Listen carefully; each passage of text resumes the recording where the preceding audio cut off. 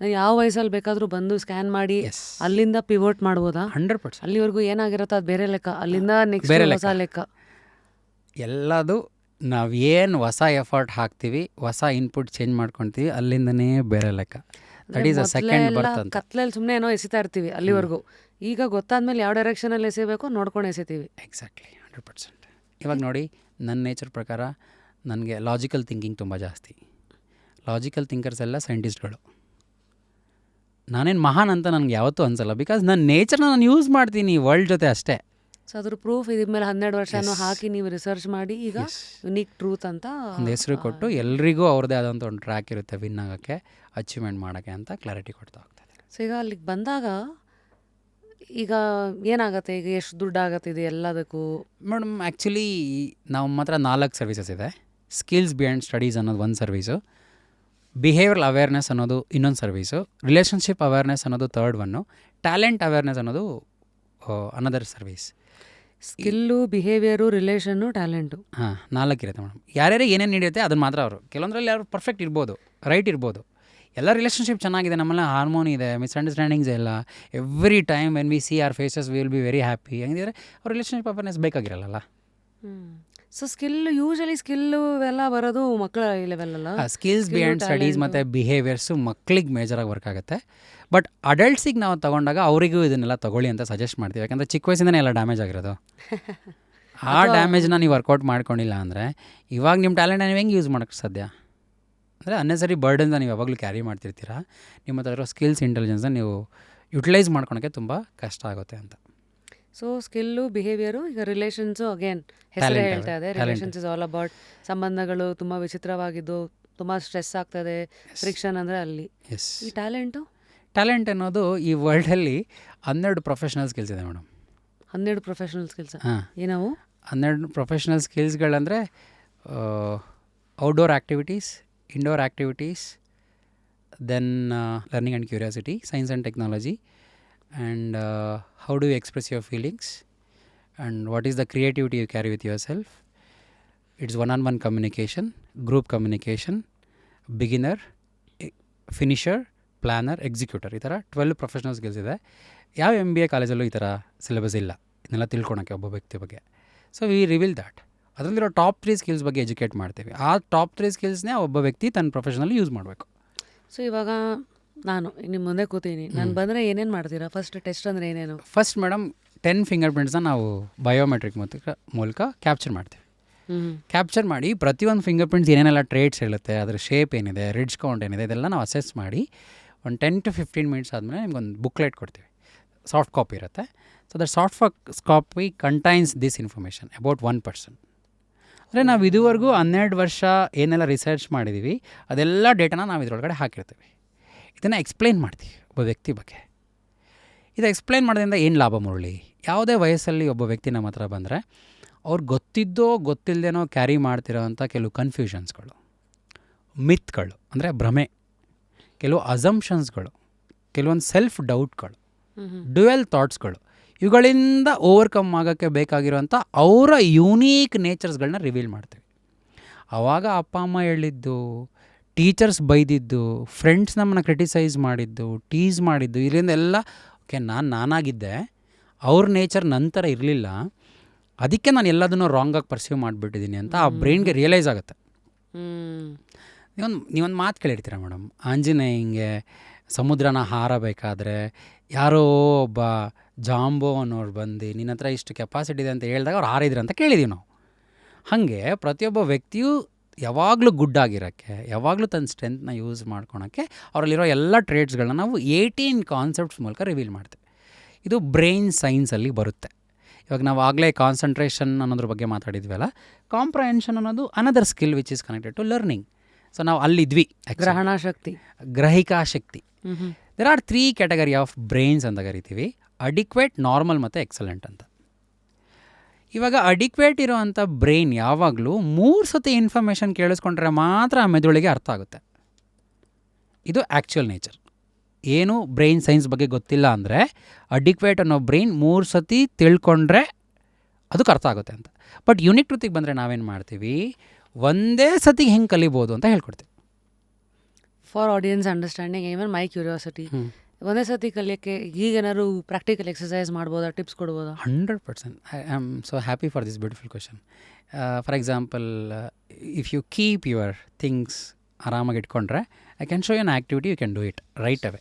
ಸರಿ, ಓಕೆ, ಅಂದರೆ ಇದೆಲ್ಲ ಸ್ಟ್ರೇಟಾಗಿ ಇಡಬೇಕಾ ಅಥವಾ ಇಟ್ಕೊಳ್ಳಿ ಸುಮ್ಮನೆ. ನಿಮ್ಗೆ ಏನು ನೀವು ಆ್ಯಕ್ಟಿವಿಟಿ ಮಾಡ್ಬೇಕಾದ್ರೆ ಏನೂ ಡಿಸ್ಟರ್ಬ್ ಆಗಬಾರ್ದು ಅಂತ ಅಷ್ಟೇ, ಸುಮ್ಮನೆ ಕ್ಯಾಶುವಲ್ ಆಗಿ. Okay, I will show you something, you can do it. ಸರಿ, okay, do it. Do with your right hand. Okay, do it with your left hand. Now you got to know it. Right ಹ್ಯಾಂಡಲ್ಲಿ ಯಾವ fingers open ಮಾಡಿದ್ದೀರಾ ಅಂತ ನಿಮ್ಮ ಬ್ರೈನಿಗೆ awareness ಇದೆ. Left ಹ್ಯಾಂಡಲ್ಲಿ ಏನು open ಮಾಡಿದ್ದೀರಾ, ಯಾವ ಫಿಂಗರ್ಸ್ ಓಪನ್ ಮಾಡಿದ್ದೀರಾ ನಿಮ್ಮ ಬ್ರೈನ್ಗೆ ಅವೇರ್ನೆಸ್ ಇದೆ. ಸೊ ಇವಾಗ ಏನಾಗುತ್ತೆ, ನಾನು ನಿಮ್ಗೆ ಹೇಳ್ತೀನಿ ಮೇಡಮ್, ಜಸ್ಟ್ ಇಂಟರ್ಚೇಂಜ್ ಮಾಡಿ ಅಂತ ಹೇಳ್ತೀನಿ. ಅಪ್ಪ, it has made it. Your brain have made it, but it has taken few seconds. Because ಇದಕ್ಕಿಂತ ಮುಂಚೆ ನಿಮ್ಮ ಬ್ರೈನ್ ಇದ್ರ ಬಗ್ಗೆ ಅನುಭವಿಸನೇ ಇಲ್ಲ, ಎಕ್ಸ್ಪೆರಿಮೆಂಟ್ ಮಾಡಿಲ್ಲ, ಎಕ್ಸ್ಪೀರಿಯನ್ಸ್ ಮಾಡಿಲ್ಲ. ಅದಕ್ಕೆ ಒಂದು 2 to 3 seconds ಆಯಿತು. ಬಟ್ ಇದನ್ನು ನೀವು ಪ್ರಾಕ್ಟೀಸ್ ಮಾಡಿದಾಗ ಏನಾಗುತ್ತೆ, ಯು ಕ್ಯಾನ್ ಶಿಫ್ಟ್ ಫಾಸ್ಟ್. ಇನ್ನೂ ಪ್ರಾಕ್ಟೀಸ್ ಮಾಡಿದ್ರೆ ಇಷ್ಟು ಫಾಸ್ಟಾಗಿ ಮಾಡೋಕ್ಕಾಗುತ್ತೆ. You have this power within you. ಇದಕ್ಕೆ ಹೇಳಿದೆ practice makes man perfect. But ಈ ಹೇಳ್ಕೊಡೋ ಪ್ರೋಸೆಸ್ ಇದೆಯಲ್ಲ, that is something very very important. ಈ ಅಡಿಕ್ವೇಟ್ ಇದ್ದಾರಲ್ಲ, ಅವ್ರಿಗೆ ಈ ಥರ ಒನ್ ಕೂರಿಸ್ಕೊಂಡೇ ಇದು ಹೇಳ್ಕೊಡ್ಬೇಕು.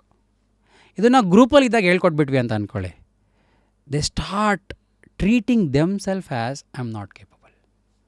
ಎಲ್ಲರಿಗೂ ಅರ್ಥ ಆಗ್ತದೆ, ನನಗೇನೋ ಆಗ್ತಲ್ವಲ್ಲ. ಓಕೆ, ಬಿಕಾಸ್ ಅಡಿಕ್ವೇಟಲ್ಲಿ ಇದ್ದಾರಲ್ಲ ಅವರು. ಇದನ್ನು ನಾನು 3 ಸತಿ ತೋರಿಸಿ ಎಕ್ಸ್ಪ್ಲೇನ್ ಮಾಡಿ, ಆ ಒಂದು ಎನ್ವೈರ್ಮೆಂಟ್ ಕ್ರಿಯೇಟ್ ಮಾಡಿ, ಫುಲ್ ಕೈಂಡ್ ಆ್ಯಂಡ್ ಕಂಪ್ಯಾಷನೇಟ್ ಆಗಿ, ಹಂಗಲ್ಲ ಪುಟ, ಹಿಂಗೆ ಪುಟ, ಹಿಂಗೆ ಚಿನ್ನಿ, ಹಂಗೆ ರಾಜ, ಇದೆಲ್ಲ ಹೇಳಿದ ಮೇಲೆ ಬ್ರೈನ್ ರಿಜಿಸ್ಟರ್ ಮಾಡ್ಕೊಳುತ್ತೆ. ಓಹೋ, ಸೊ ಹಂಗೆ ಮಾಡೋಕ್ಕಾಗಲ್ಲ ಅಲ್ಲ, ಯಾರಿಗೂ ಅಷ್ಟು ಪೇಷನ್ಸ್ ಇರಲ್ಲ. So start teaching one-on-one. Learn like this. Scared. ಮತ್ತು ಈ ಕ್ಲಾಸ್ ರೂಮ್ ಅಂದರೆ ನನಗೆ ಭಯ ಆಗತ್ತಲ್ಲ. ಯಾವಾಗ ಇಷ್ಟೆಲ್ಲ ನೀವು ಅರ್ಥ ಮಾಡಿಸ್ಬಿಟ್ಟು ಎಲ್ಲ ಮಕ್ಳಿಗೂ ಒಂದೇ ಸತಿ 40 ಜನಕ್ಕೆ ಒಟ್ಟೊಟ್ಟಿಗೆ ಪಾಠ ನಿಮ್ಮದು ಗ್ರಾಸ್ಪಿಂಗ್ ಸ್ಪೀಡ್ ಎಕ್ಸಲೆಂಟಲ್ಲಿದೆ, ನೀವೇನು ಭಯ ಪಡಬೇಕಾಗಿಲ್ಲ. ಐ ಆಮ್ ಜಸ್ಟ್ ಥಿಂಕಿಂಗ್ ಅವರು ಹೌದು ತುಂಬ ಕಷ್ಟಪಟ್ಟಿರ್ತಾರೆ. ಅದಕ್ಕೋಸ್ಕರ ನನ್ನ ಅನಿಸಿಕೆ ಮೇಡಮ್, ನಾನು ಯಾವ ಸಿಸ್ಟಮ್ ಬಗ್ಗೆನೂ ಮಾತಾಡೋಕ್ಕೆ ಇಷ್ಟಪಡಲ್ಲ. Because everything as its own value system ಅಲ್ವಾ.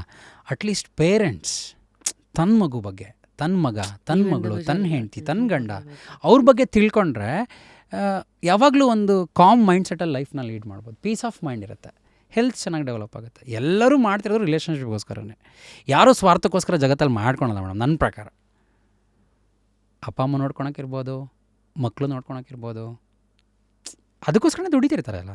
ಅಥವಾ ಇವ್ರು ಯಾರೂ ಇಲ್ಲ ಅಂದರೆ ಅಟ್ಲೀಸ್ಟ್ ನನ್ನ ಫ್ಯಾಮಿಲಿ, ನಂದು ಅನದರ್ ಎಕ್ಸ್ಟೆಂಡೆಡ್ ಫ್ಯಾಮಿಲಿ ಅಂತ ನನ್ನ ಟೀಮ್ ಇದೆ, ನನ್ನ ಬಿಸ್ನೆಸ್ ಇದೆ, ನನ್ನ ಎಂಪ್ಲಾಯ್ಸ್ ಇದ್ದಾರೆ, ಕಲೀಗ್ಸ್ ಇದ್ದಾರೆ, ಅವ್ರಿಗೆ ಏನೋ ಸ್ಯಾಲ್ರಿ ಕೊಡಬೇಕು, ಅವ್ರಿಗೇನೋ ಹೆಲ್ಪ್ ಮಾಡಬೇಕು, ಇದೆಲ್ಲ ಥಾಟ್ಸ್ ಇರುತ್ತೆ. ಯಾರು ಸೆಲ್ಫಿಗೆ ಮಾಡ್ಕೊಳಕ್ಕೆ ಸಾಧ್ಯನೇ ಇಲ್ಲ ಮೇಡಮ್.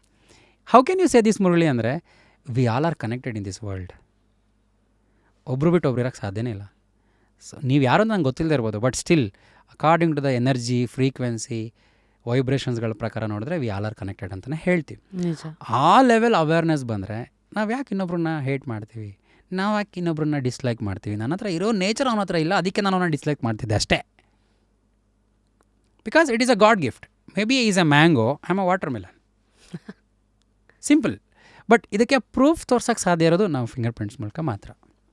ಬೇರೆ ಯಾವ ಥರ ನನಗೆ ಪ್ರೂಫ್ ಕೊಡೋಕೆ ಹೋದರೆ ಬೇಸಿಕಲಿ ಲಾಜಿಕಲ್ ಥಾಟ್ಸ್ ಅರೈಸ್ ಆಗಿ ಎಲ್ಲದನ್ನೂ ಟ್ಯಾಕಲ್ ಮಾಡೋಕ್ಕೆ ಸ್ಟಾರ್ಟ್ ಮಾಡಿಬಿಡ್ತಾರೆ. ಸೊ ಅದಕ್ಕೆ ನಾವು ಯೂನಿಕ್ ಟೂತಲ್ಲಿ ಹೇಳ್ತೀವಿ, ನಿಮಗೆ ಏನು ಪ್ರಶ್ನೆ ಆದರೂ ಕೇಳಿ, ವಿಲ್ ಆನ್ಸರ್ ಇಟ್. ನಿಮ್ಮ ಎಲ್ಲ ಕ್ವೆರೀಸ್ಗಳಿಗೆ ನಾವು 100% ಕ್ಲಾರಿಟಿ ಕೊಟ್ಟು, ನಿಮ್ಗೆ ಯಾವುದೇ ಕನ್ಫ್ಯೂಷನ್ಸ್ಗಳಿಂದ ತಲೆಯಿಂದ ತೆಗೆದು ನಿಮ್ಮನ್ನು ನೀವಾಗಿ ಮಾಡಿಸ್ಕೊಡ್ತೀವಿ. It's our responsibility. ಇದರಿಂದ ಎಂತೆಂಥ ಹೆಲ್ತ್ ಇಶ್ಯೂ ಅಲ್ಲಿ ಎಷ್ಟೋ ವರ್ಷಗಳಿಂದ ಬಳಲ್ತಿರೋರು ಸಹ ವಾಪಸ್ ಬರ್ತಾರೆ. Health, I think I'll come to it later. ಹೆಲ್ತ್ಗೂ ಫಿಂಗರ್ ಪ್ರಿಂಟ್ಸ್ಗೂ ಹೆಂಗೆ ಸಂಬಂಧ ಅಂತ. ಬಟ್ ಈಗ you are talking about adequate grasping speed ಆಗಿರೋರು, ಕಾಂಪ್ರಹೆನ್ಷನ್. ಎಸ್, ಕಾಂಪ್ರಹೆನ್ಷನ್ ಅಂತ ಬಂದಾಗ ಅಡಿಕ್ವೇಟಲ್ಲಿ ಇದ್ವಿ, ಅವ್ರಿಗೆ ನಾವೇನು ಮಾಡಬೇಕು, ಒನ್ ಕನೆಕ್ಟ್ ಮಾಡ್ಕೊಳ್ಬೇಕು. Compassion, independence. ಇವಾಗ ಏನಾಗುತ್ತೆ ಅಂದರೆ, ಇವ್ರ ಬ್ರೈನ್ ಯಾವ ಥರ ಕೆಲಸ ಮಾಡ್ತಿರುತ್ತೆ ಅಂದರೆ, ಯಾವಾಗ ಒಂದು ಸತಿ ಮಗು ಕಲಿಯಲ್ಲ ಅಮ್ಮಂಗೆ ಸ್ವಲ್ಪ ಬೇಜಾರಾಗುತ್ತೆ, 2ನೇ ಸತಿ ಯಾವಾಗ ಹೇಳ್ಕೊಟ್ಟ ಕಲಿಯಲ್ಲ ಅಮ್ಮಂಗೆ ಒಂಚೂರು ಇರಿಟೇಟ್ ಆಗುತ್ತೆ, 3ನೇ ಸತಿ ಹೇಳ್ಕೊಟ್ಟಾಗ ಯಾವಾಗ ಮಗು ಕಲಿಯಲ್ಲ ಅಮ್ಮ ನ್ಯಾಚುರಲಾಗಿ ವಾಯ್ಸ್ ರೈಸ್ ಮಾಡ್ತಾರೆ. ಅದನ್ನು ಇನ್ನೊಬ್ರ ಹತ್ರನೂ ಕಂಪ್ಲೇಂಟ್ ಮಾಡಿ ಹೇಳ್ತಾರೆ, ಇಷ್ಟು ಹೇಳ್ಕೊಟ್ಟೆ ಅವಳು ಕಲೀಲೇ ಇಲ್ಲ, ಅವ್ನು ಕಲೀಲೇ ಇಲ್ಲ. ಆವಾಗ ಆ ಮಗುಗೆ ಸಿಕ್ಕಾಬಟ್ಟೆ ಹರ್ಟ್ ಆಗ್ಬಿಡುತ್ತೆ. ಅಡಿಕ್ವೇಟ್ ಅಡಿಕ್ವೇಟ್ ಟೈಪ್ ಅವ್ರಿಗೆ. ಯಾಕಂದರೆ ಆ ಮಗುಗೆ ಗೊತ್ತೇ ಇಲ್ಲಲ್ಲ ನಾನು ಯಾವ ಥರ ಕಲಿಬೇಕು ಅಂತ, ಪೇರೆಂಟ್ಸ್ಗೂ ಗೊತ್ತೇ ಇಲ್ಲಲ್ಲ ನಾನು ಯಾವ ಥರ ಎಜುಕೇಟ್ ಮಾಡಬೇಕು ಮಗುಗೆ ಅಂತ. ಅದರಿಂದ ಮಗುಗೆ ತುಂಬ ಬೇಜಾರಾಗಿ ಅವರೇ ಒಂದು ಝೋನ್ ಆಗಿಬಿಡ್ತಾರೆ, ತುಂಬ ಕಷ್ಟಪಡ್ತಿರ್ತಾರೆ ಮನಸ್ಸಲ್ಲಿ. ಅವರೇ ತುಂಬ ಜಾಸ್ತಿ ಎಮೋಷ್ನಲಿ ಡಿಫಿಕಲ್ಟೀಸ್ನ ಫೇಸ್ ಮಾಡೋದು, ಅಂದರೆ ಎಮೋಷ್ನಲ್ ಹೆಲ್ತ್ ತುಂಬ ಡಿಸ್ಟರ್ಬ್ ಆಗಿಬಿಡುತ್ತೆ ಅವರಿಗೆ. ಸರಿ. ಓಕೆ, ನೆಕ್ಸ್ಟ್ ನಾರ್ಮಲ್ ಇರೋ ಅಂಥ ವ್ಯಕ್ತಿಗಳಿಗೆ ಅವ್ರು ಏನೇ ಕಲಿತರೂ 2 ಸತಿ ಕಲಿಬೇಕು. ಅಪ್ಪ ಅಮ್ಮ ಮನೇಲಿ ಇರ್ತಾರೆ, ಮಗ ಇರ್ತಾನೆ ಅಂತ ಅಂದ್ಕೊಳ್ಳಿ, ಓಕೆ ಅಪ್ಪ ಸಾಯಂಕಾಲ ಈ ಡಾಕ್ಯುಮೆಂಟ್ನ ಯಾರಿಗೋ ಕೊಟ್ಟು ಬಾ ಅಂತ ಹೇಳಿರ್ತಾರೆ ಪಕ್ಕದ ಮನೆ ಅಂಕಲ್ಗೆ. ಸಂಜೆ ಬಂದರೆ ಅವ್ನು ಡಾಕ್ಯುಮೆಂಟ್ ಕೊಟ್ಟಿರಲ್ಲ. ಅಪ್ಪ ಅಮ್ಮಗೆ ಏನನ್ಸುತ್ತೆ, ಶಾಕ್ ಆಗುತ್ತೆ, ಯಾಕೋ ಕೊಟ್ಟಿಲ್ಲ ಅಂತ. ಆ ಮಗುಗೆ 2 ಸತಿ ಹೇಳ್ಬೇಕಾಗಿತ್ತಲ್ಲ, ರಿಜಿಸ್ಟರ್ ಆಗಬೇಕಾಗಿತ್ತಲ್ಲ. ಆ ಡಾಕ್ಯುಮೆಂಟ್ ಯಾವುದು, ಪೇಪರ್ 4-5 ಇರುತ್ತೆ ಟೇಬಲ್ ಮೇಲೆ, ಯಾವ ಡಾಕ್ಯುಮೆಂಟು, ಅದರಿಂದ ಏನು ಇಂಪಾರ್ಟೆನ್ಸ್. ಅಟ್ಲೀಸ್ಟ್ ಆ ಇನ್ಫಾರ್ಮೇಷನ್ನ ಟ್ವೈಸ್ ಹೇಳಿದ್ರೆ that brain able to understand, then that brain can execute the things. ನೀವು ಜಗತ್ತಲ್ಲಿ ರಿಸರ್ಚ್ ಮಾಡ್ತಾ ಕೂತ್ಕೊಂಡ್ರೆ ಬೇರೆ ಏನು ಎಕ್ಸ್ಟ್ರಾ ಪ್ರಾಬ್ಲಮ್ಸ್ ಇರೋಕ್ಕೆ ಸಾಧ್ಯನೇ ಇಲ್ಲ, ಒಬ್ಬ ವ್ಯಕ್ತಿ ಇನ್ನೊಬ್ಬ ಮಾತು ಕೇಳ್ತಿಲ್ಲ ಅಂತ.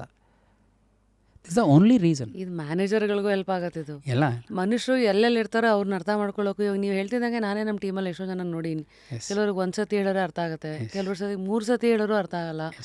ಅವರು ನೋಡಿ ನಮಗೆ ಕೋಪ ಬರ್ತಾ ಇರುತ್ತೆ, ನಮ್ಮ ನೋಡಿ ಅವ್ರಿಗೆ ಕೋಪ ಬರ್ತಾ ಇರುತ್ತೆ. ಇದರಿಂದ ಏನಾಗುತ್ತೆ ಮುರಳಿ, ಪ್ರೊಡಕ್ಟಿವಿಟಿ ರಿಡ್ಯೂಸ್ ಆಗುತ್ತೆ. Your brain can do multiple things, but ಇಲ್ಲೇ ಎನರ್ಜಿ ವೇಸ್ಟ್ ಆಗಿ ಹೇಳ್ಕೊಟ್ಟಿದ್ದೇನೆ 3 ಸತಿ ಹೇಳ್ಕೊಟ್ಟು ಅವ್ರಿಗೆ ಅರ್ಥ ಆಗಿಲ್ಲ ಅಂದಾಗ you can do 10 things but you will end up with doing 3 or 4 things. So ಇದನ್ನು ಈಗ ನೀವು ಹೇಳಿದ್ದಿದೆ ಜನ ಕೇಳಿರ್ತಾರೆ. ಈಗ ಯಾರಿಗೆ 1 ಸತಿ ಹೇಳಿದ್ರೆ ಅರ್ಥ ಆಗುತ್ತೋ, ಈಗ ನಾನು ಎಕ್ಸಲೆನ್ಸು, ಇನ್ನೊಬ್ರು ಯಾರು 2 ಸತಿ ಹೇಳ್ಸ್ಕೊತಾರೋ ಅವ್ರು ನಾರ್ಮಲ್ಲು, ಯಾರು 3 ಸತಿ ಹೇಳ್ಸ್ಕೊತಾರೋ ಅಡಿಕ್ವೇಟ್ ಅಂತ ಅವ್ರಾಗವರೇ ಅನ್ಕೋಬೇಕಾ? ಅನ್ಕೋಬೇಕಲ್ಲ. That is how your brain is going to understand ಅಲ್ವಾ. ಇವಾಗ ನಿಮ್ಮದು 1/2 ಲೀಟ್ರ್ ಬಾಟ್ಲ್ ಇದ್ದರೆ ನಾನು ಏನು ಮಾಡಬೇಕು, 1/2 ಲೀಟ್ರ್ ನೀರು ಹಾಕ್ಬೇಕು. ಅದಕ್ಕೆ ಜಾಸ್ತಿ ಹಾಕಿದರೆ ವೇಸ್ಟ್ ಆಫ್ ವಾಟರ್. ಅದೇ 1 ಲೀಟ್ರ್ ಬಾಟ್ಲಿಗೆ ನಾನು 1/2 ಲೀಟ್ರ್ ಹಾಕ್ಬಿಟ್ಟು 750 ml ಹಾಕ್ಬಿಟ್ಟು ಬಾಟ್ಲು ಫುಲ್ ಆಗಿಲ್ಲ ಅಂತ ಎಲ್ಲಿ ತನಕ ನಾನು ಈ ಥರ ಜಂಜಾಟದಲ್ಲಿ ನಾನು ಲೈಫ್ ಲೀಡ್ ಮಾಡಬೇಕು? But it is happening annoyingly, unconsciously. Thank you. So ಈಗ ನೆಕ್ಸ್ಟ್ ಮೆಮೊರಿ ಅನ್ನೋದು 3rd ಲೆವೆಲ್ ಸ್ಕಿಲ್.